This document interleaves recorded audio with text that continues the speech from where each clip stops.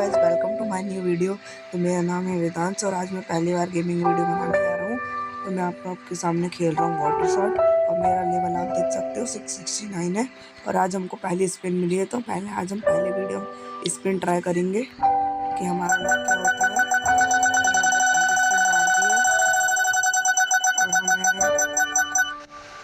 एक हिंट मिला है।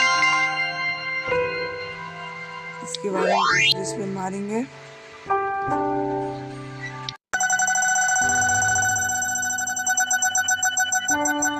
यहाँ पर हमको 200 रुपये मिल चुके हैं। अब हम यहाँ से बाहर निकलेंगे और गेम खेलने में ध्यान देंगे। बाहर निकल चुके हैं। सिंपल सा लेवल है इस बार।